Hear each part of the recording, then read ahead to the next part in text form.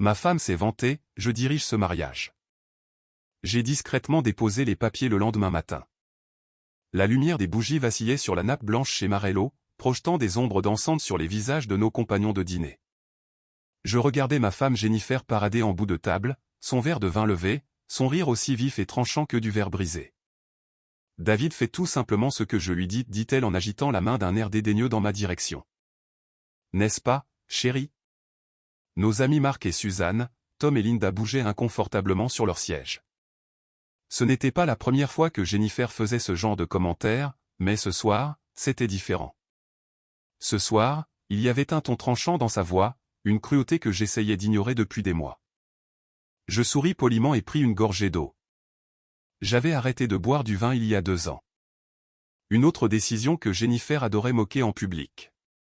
Il est comme un chiot bien dressé, continua-t-elle, enhardie par le rire de Linda, qui avait bu trop de chardonnay. C'est moi qui dirige ce mariage. C'est moi qui fixe les règles. David ne fait qu'exister. Le mot exister resta suspendu dans l'air comme de la fumée. Suzanne croisa mon regard de l'autre côté de la table, son expression étant un mélange de pitié et de gêne. Je détournai les yeux. Jennifer, dit Marc prudemment. C'est un peu direct, l'interrompit Jennifer. Oh, allez. Cela ne dérange pas David. N'est-ce pas, mon cœur? Elle tendit le bras et me tapota la main comme si j'étais un enfant.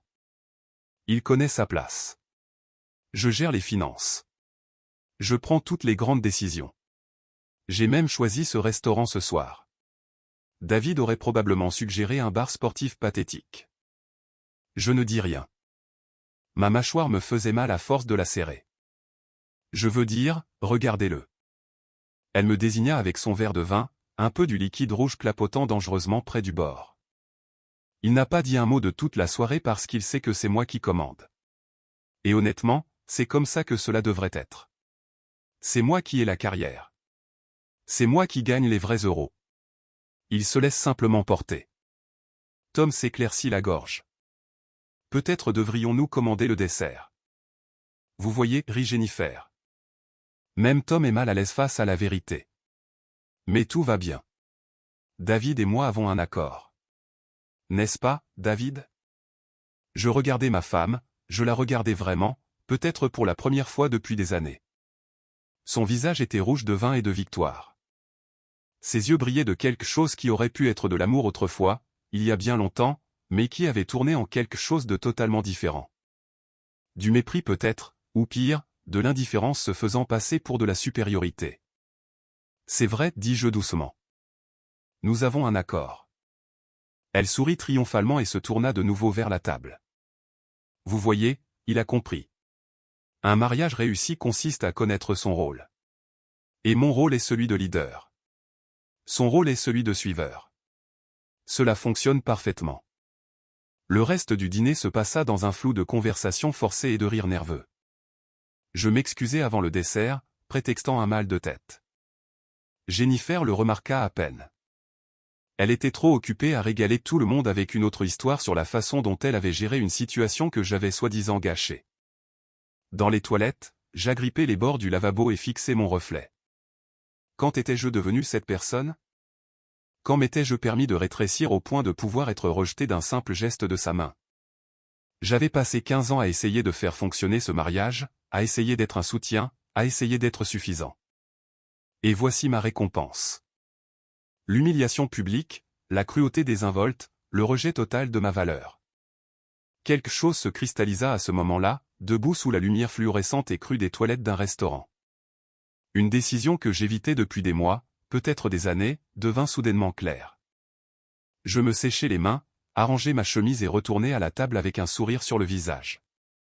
Jennifer riait de sa propre blague. Je m'assis, finis mon eau et attendis patiemment l'addition. Prêt à rentrer à la maison, demanda gentiment Jennifer quand le dîner se termina enfin, comme si les 2 heures précédentes ne s'étaient pas produites. Absolument, dis-je. Rentrons à la maison. Elle n'avait aucune idée qu'au matin, tout allait changer. Le trajet de retour fut silencieux. Jennifer somnolait sur le siège passager, la tête appuyée contre la vitre, sa respiration profonde et régulière. Le vin avait fait son effet. Je conduisis prudemment à travers les rues sombres de notre banlieue, passant devant les maisons où d'autres couples vivaient leur vie, menaient leur bataille, faisaient leurs compromis. Je me demandais combien d'entre eux étaient vraiment heureux. Quand nous sommes arrivés à la maison, Jennifer trébucha légèrement en sortant de la voiture. Je lui offris mon bras. Les vieilles habitudes ont la vie dure, mais elle me repoussa. Je vais bien, marmonna-t-elle. Arrête de me couver. Je déverrouillai la porte d'entrée et la maintins ouverte. Elle enleva ses talons d'un coup de pied dans l'entrée, les laissant exactement là où ils tombaient, sachant que je les ramasserais plus tard. Je le faisais toujours. Je vais me coucher, annonça-t-elle alors qu'elle était déjà à mi-chemin dans les escaliers. C'était amusant ce soir. Tout le monde a adoré mes histoires. J'en suis sûr, dis-je doucement. Elle s'arrêta sur le palier et baissa les yeux vers moi. Pendant un bref instant, quelque chose traversa son visage.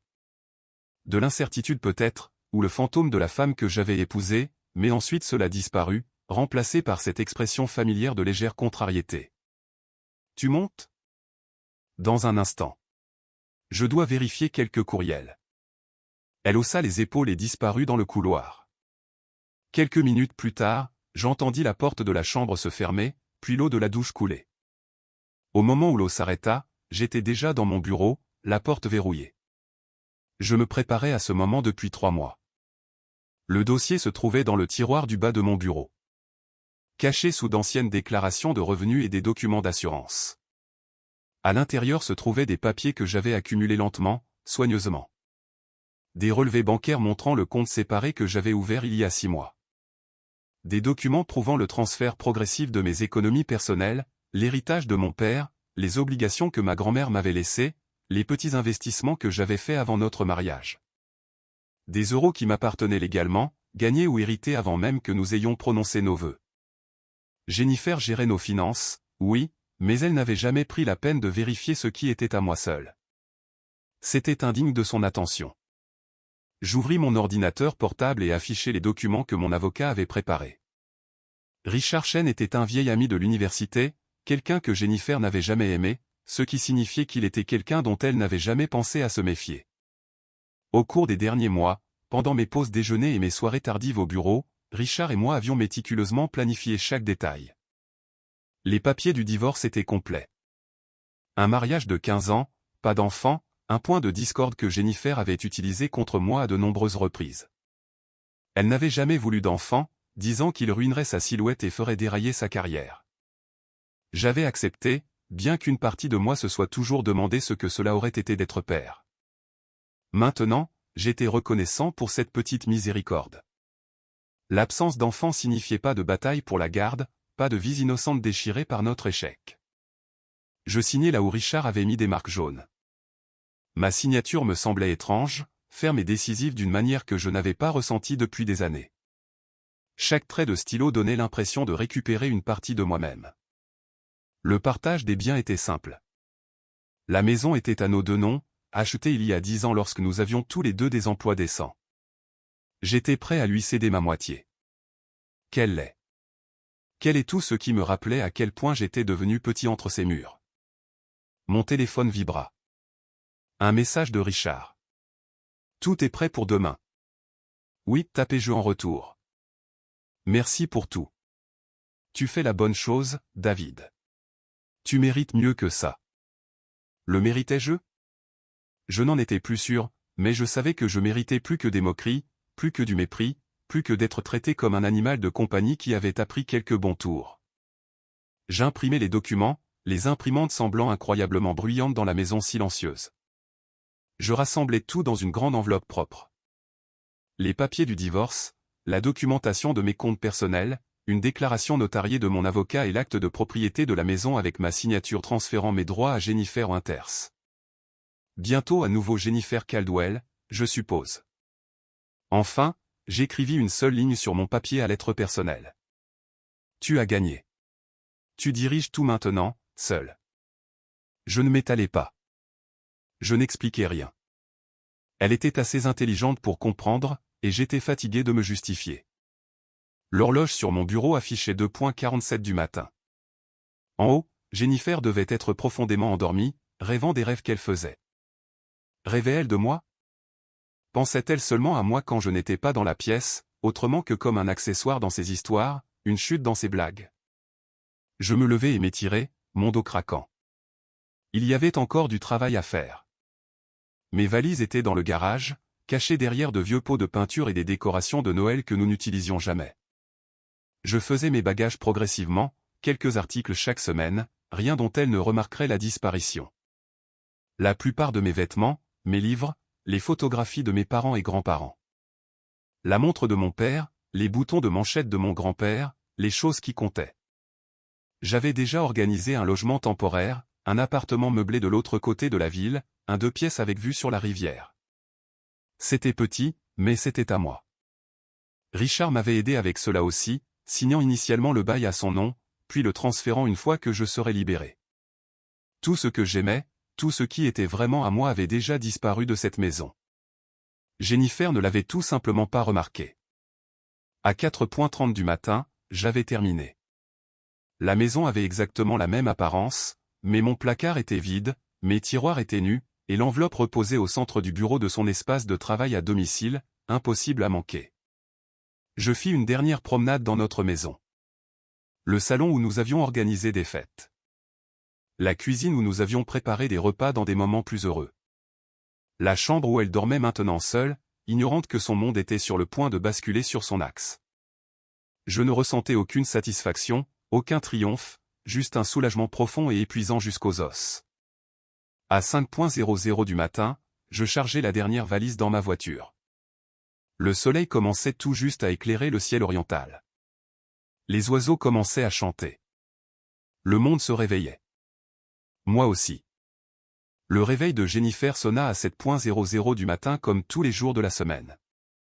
Elle appuya 2 fois sur le bouton de répétition avant de finalement s'extirper du lit, la tête martelée par le vin. Elle se souvenait vaguement du dîner, se souvenait d'avoir ri, se souvenait que David était silencieux, mais d'un autre côté, David était toujours silencieux ces derniers temps. Elle trébucha jusqu'à la salle de bain, évitant son reflet dans le miroir. Après une douche et 2 aspirines, elle se sentit plus humaine. Elle s'enveloppa dans son peignoir et marcha dans le couloir. David appela elle. « Tu peux faire du café ?» Le silence. Elle fronça les sourcils. Il était probablement déjà en bas. Toujours lève-tôt, son mari, toujours debout avant elle, s'occupant toujours tranquillement des choses. C'était l'une de ses rares qualités utiles. Mais quand elle atteignit la cuisine, elle était sombre et vide. Pas de café en préparation, pas de petit déjeuner en train d'être préparé. Pas de David lisant les nouvelles sur sa tablette au comptoir. David appela elle à nouveau, plus fort cette fois. Un frisson d'irritation mélangé à autre chose, quelque chose qui ressemblait inconfortablement à de l'inquiétude. Elle vérifia son bureau. Vide. Le salon, vide. Elle remonta à l'étage et poussa la porte de la chambre. Regardant vraiment cette fois. Sa table de nuit était débarrassée. Le livre qu'il lisait avait disparu. Elle marcha jusqu'au placard et ouvrit brusquement son côté. Vide. Complètement, totalement vide. Les cintres formaient une rangée nette. Le métal nu brillant dans la lumière du matin. Ses chaussures avaient disparu. Ses cravates. Ses vestes. Tout. Que diable, murmura Jennifer. Son cœur commença à s'emballer. Elle vérifia les tiroirs, vides. La salle de bain. Sa brosse à dents avait disparu. Son rasoir, son eau de Cologne. C'était comme si David n'avait jamais existé dans cette maison. Elle sortit son téléphone avec des mains tremblantes et l'appela. Cela sonna une fois, puis passa sur la messagerie vocale. « David, que se passe-t-il? Où sont tes vêtements? Rappelle-moi tout de suite. » Elle raccrocha et resta debout au milieu de la chambre, son esprit essayant de rattraper la réalité. Était-il parti, mais pourquoi? La nuit dernière s'était bien passée. Elle s'était bien amusée au dîner. Tout avait été normal. Puis elle se souvint de son bureau à domicile. Parfois, David lui laissait des notes là-bas quand il devait partir tôt pour le travail. Elle se précipita dans le couloir et poussa la porte du bureau. Tout semblait normal. Son bureau, son ordinateur, ses dossiers soigneusement organisés, mais là, exactement au centre de son bureau, reposait une enveloppe. Jennifer la ramassa. Elle était épaisse, lourde de documents. Son nom était écrit sur le devant de la belle écriture de David. Avec des doigts tremblants, elle l'ouvrit. La première chose qu'elle vit fut l'entête. Chaîne et associé. Droit de la famille. Son estomac se noua. Elle sortit les papiers et commença à lire. Demande de dissolution de mariage. Elle vit son nom, Jennifer Mary Winters, et le nom complet de David, David James Winters. Elle vit des dates et des numéros de dossier et un jargon juridique qui dansait devant ses yeux. Non, murmura-t-elle. Non, non, non. Elle feuilleta les pages frénétiquement. Partage des actifs, documentation des biens séparés, relevés bancaires pour des comptes dont elle n'avait jamais connu l'existence. Et puis elle trouva l'acte de propriété de la maison, entièrement cédé à elle. Au fond de l'enveloppe se trouvait un seul morceau de son papier à lettres personnelles. Une ligne écrite de sa main soigneuse. Tu as gagné. Tu diriges tout maintenant, seul. Jennifer s'effondra sur sa chaise de bureau. Les papiers s'éparpillèrent sur ses genoux. Cela n'était pas en train d'arriver. Cela ne pouvait pas arriver. David ne partirait pas comme ça. Il était David. Le David stable, fiable, ennuyeux qui faisait ce qu'elle lui disait et ne faisait jamais de vagues, sauf qu'il l'avait fait. Il avait fait la plus grosse vague possible. Elle essaya de l'appeler à nouveau. Messagerie vocale. Elle envoya un message. Nous devons parler. C'est de la folie.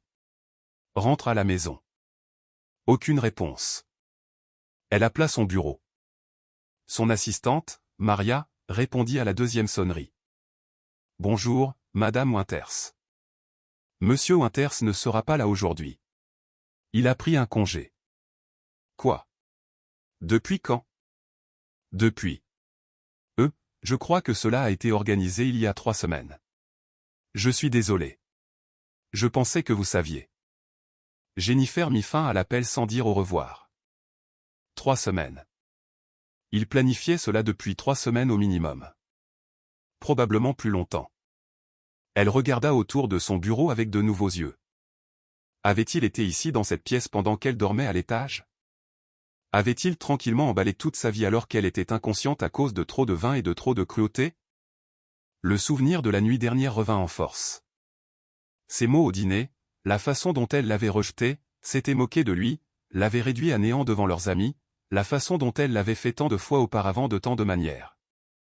C'est moi qui dirige ce mariage, avait-elle dit, et maintenant il n'y avait plus de mariage à diriger. Jennifer resta assise à son bureau jusqu'à ce que le soleil soit complètement levé. Les papiers étalés devant elle comme des preuves sur une scène de crime. Son téléphone vibra avec des messages de son assistante, des rappels concernant des réunions, les rythmes normaux de sa vie, mais plus rien ne semblait normal. Elle avait gagné, exactement comme il l'avait dit. Elle avait la maison, le contrôle, tout ce qu'elle prétendait vouloir. Et elle ne s'était jamais sentie aussi seule de sa vie. La première semaine fut la plus dure. Jennifer alla travailler, dirigea ses réunions, fit ses présentations et sourit à tous les bons moments. Mais à l'intérieur, elle chancelait. Le soir, elle rentrait dans une maison qui semblait caverneuse et creuse. Chaque pièce résonnait de l'absence de David.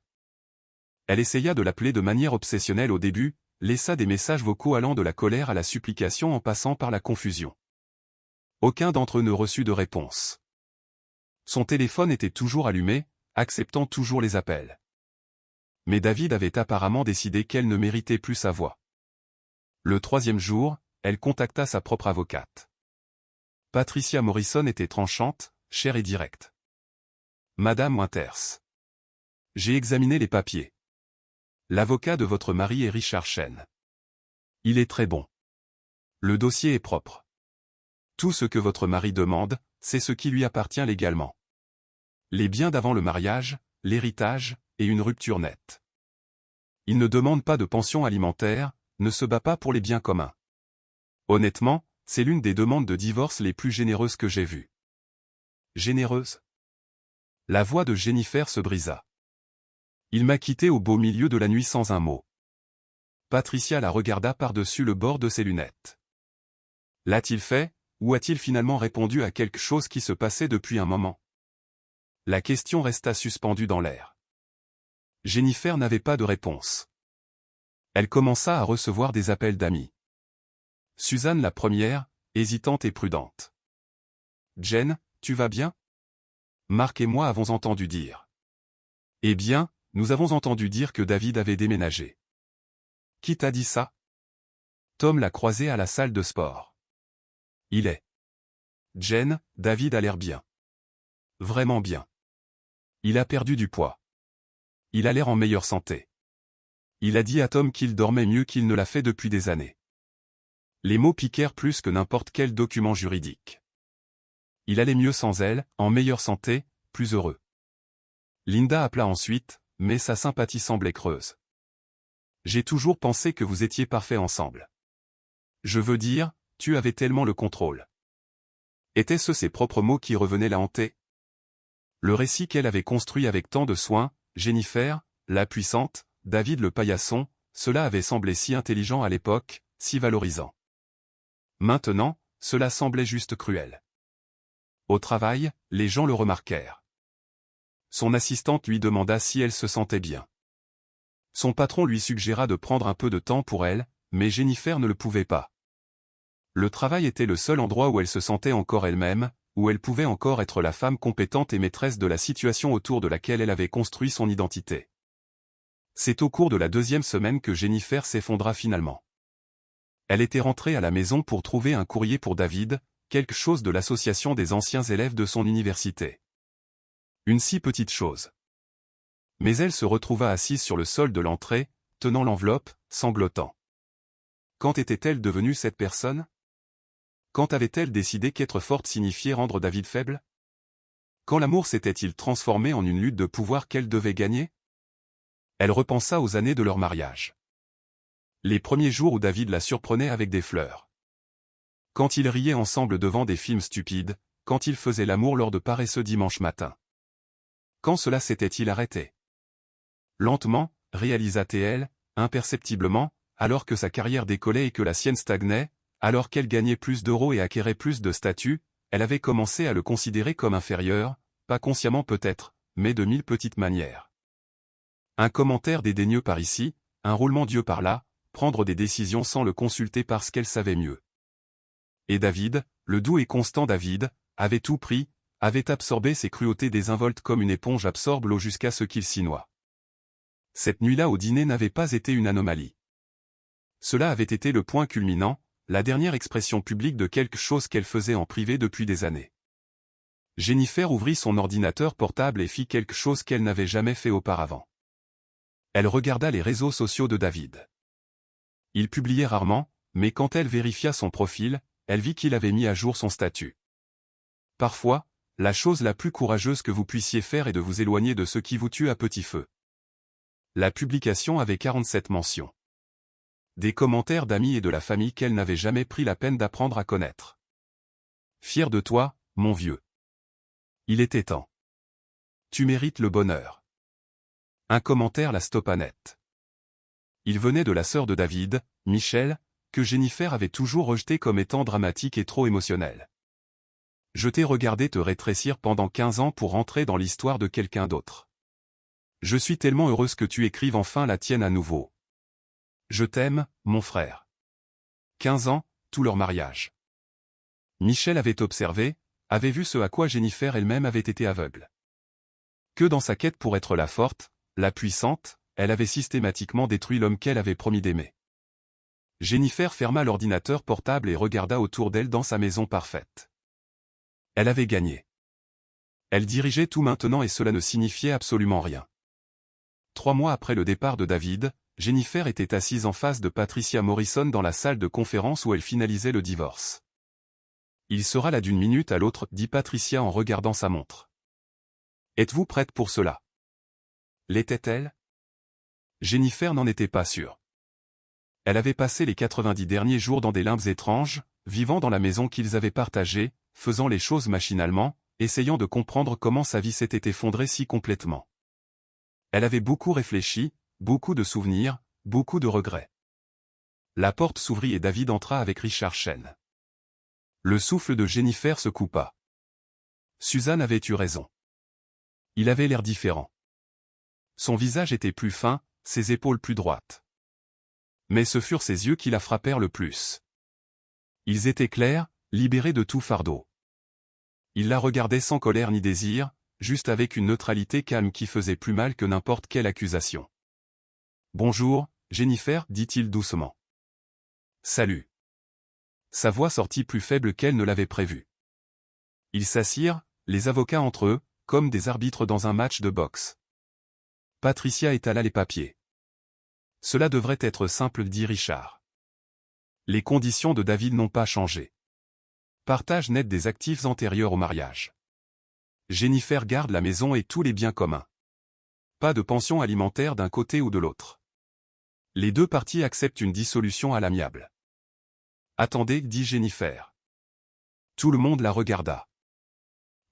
« Pouvons-nous parler juste une minute ? Juste nous deux. » David jeta un coup d'œil à Richard qui hocha la tête. L'avocat sortit, fermant la porte avec un doux clic. Le silence remplit l'espace entre eux. Jennifer ne savait pas par où commencer. « Tu as l'air bien, finit-elle par dire. « Merci. Toi aussi. » Un autre silence. Jennifer fit tourner son alliance. Elle ne l'avait pas encore enlevée. « J'ai beaucoup pensé à nous. À ce que j'ai fait. » David s'adossa à sa chaise, attendant. Il avait toujours été doué pour attendre. « J'ai été horrible avec toi. » Les mots sortirent d'un trait. Cette nuit-là au dîner et avant ça, et mon Dieu, pendant des années, je t'ai traité comme si tu n'étais rien, comme si tu n'avais pas d'importance. Et je suis tellement désolé. Il hocha lentement la tête. J'apprécie que tu dises cela. C'est tout ? Tu apprécies ? Elle entendit l'ancienne agressivité s'insinuer dans sa voix et se rattrapa. Je suis désolé. Je n'ai pas le droit d'attendre quoi que ce soit de toi. Non, dit doucement David. Tu n'en as le droit, mais je vais répondre quand même, Jennifer. Je ne doute pas que tu sois désolé maintenant. Mais j'ai passé 15 ans à être désolé. Désolé de ne pas avoir assez de succès. Désolé de ne pas être assez intéressant. Désolé d'exister dans ton espace et de prendre ton air. J'ai fini d'être désolé. Je n'ai jamais voulu que tu te sentes comme ça. Vraiment ? Sa voix resta calme, mais il y avait de l'acier en dessous. Tu as dit à tout le monde lors de ce dîner que c'est toi qui dirigeais le mariage, que je ne faisais qu'exister. C'étaient tes mots. Et ils étaient vrais, n'est-ce pas ? C'est exactement ce qu'était devenu notre mariage. Jennifer sentit des larmes brûler derrière ses yeux. J'étais ivre. Je frimais. C'était stupide, et c'était honnête. Peut-être le moment le plus honnête que tu aies eu depuis des années. Il se pencha en avant. Jennifer, je ne te déteste pas. Je devrais probablement, mais ce n'est pas le cas. Je pense que tu es brillante et capable et que tu vas faire des choses incroyables avec ta vie. Mais en cours de route, tu as décidé que ta force nécessitait ma faiblesse. Que pour que tu sois grande, je devais être petit. Et je t'ai laissé faire. C'est de notre faute à tous les deux. Pouvons-nous réessayer ? Je peux changer. Je vais changer. David secoua tristement la tête. Tu ne devrais pas avoir à changer qui tu es, et moi non plus. Nous avons fait ressortir le pire l'un de l'autre, Jen. Nous sommes devenus des personnes dont aucun de nous n'est fier. Parfois, l'amour ne suffit pas. Parfois, ce n'est même plus vraiment de l'amour. C'est juste de l'habitude et la peur du changement. Je t'aime. Peut-être. Ou peut-être que tu aimes l'idée de me reconquérir. Un autre défi à relever. Une autre chose que tu peux contrôler. Il se leva. Je ne suis pas une chose à contrôler. Je ne suis pas un personnage secondaire dans ton histoire. Je suis le personnage principal de la mienne, et mon histoire n'inclut plus le fait de me rétrécir pour rentrer dans le récit de quelqu'un d'autre. Jennifer se leva aussi, les jambes tremblantes. Alors, c'est tout. Nous signons juste des papiers et faisons comme si 15 ans ne signifiaient rien.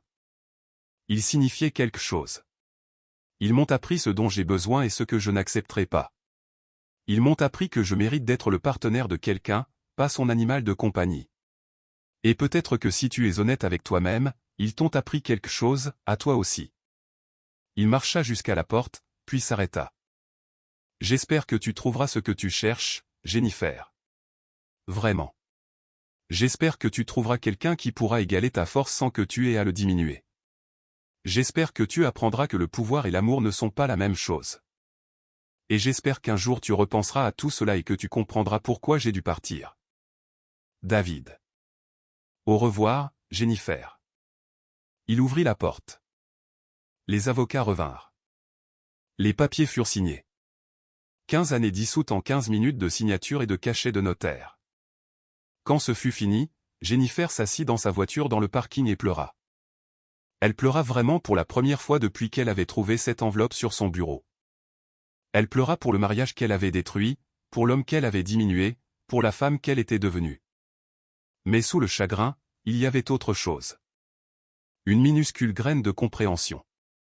David avait trouvé le courage de s'éloigner de ce qui le tuait. Peut-être devait-elle trouver le courage de comprendre pourquoi elle l'avait tué en premier lieu. 6 mois plus tard, Jennifer était assise dans le bureau de sa thérapeute. Le docteur Sarah Chen, aucun lien de parenté avec l'avocat de David. Elle avait vérifié. Je crois que je comprends maintenant, dit Jennifer. Ma mère dirigeait tout dans notre maison. Mon père ne faisait qu'exister, et je pensais que c'était à cela que ressemblait la force, à cela que ressemblait une femme qui réussit. Je ne réalisais pas que je ne faisais que répéter un schéma. Et maintenant j'apprends que la vraie force ne nécessite pas la faiblesse de quelqu'un d'autre. Qu'un partenariat signifie s'élever mutuellement, pas se détruire. Elle sourit tristement. David m'a appris cela en partant. Elle avait appris par des amis communs que David fréquentait quelqu'un, une enseignante nommée Emma, qui aimait la randonnée et le faisait rire. Elle était heureuse pour lui. Cela faisait mal, mais elle était heureuse. Jennifer avait commencé à suivre une thérapie, s'était excusée auprès des amis qu'elle avait embarrassés lors de ce dîner, avait même contacté la sœur de David pour s'excuser de ses années de mépris. Elle faisait le travail, non pas pour reconquérir David, ce navire avait navigué, mais pour devenir quelqu'un qu'elle pouvait respecter. Elle avait aussi appris quelque chose d'important. Être aux commandes et être autoritaire étaient des choses différentes.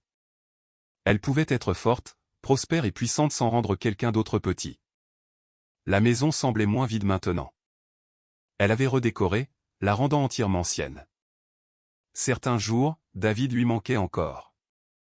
Les bons côtés, les débuts, mais les personnes qu'ils étaient devenus ensemble ne lui manquaient pas. Son téléphone vibra. Un message de Suzanne. Déjeuner la semaine prochaine. Et s'il te plaît, on ne parle plus de qui dirige quoi. Soyons juste amis. Jennifer sourit et répondit, parfait. Et Suzanne, merci d'être restée avec moi à travers tout cela. Elle posa son téléphone et regarda par la fenêtre du docteur Chen la ville en contrebas. Quelque part là-bas, David vivait sa vie, étant le personnage principal de sa propre histoire. Et Jennifer, elle apprenait enfin à être le personnage principal de la sienne sans avoir besoin que quelqu'un d'autre joue un rôle secondaire.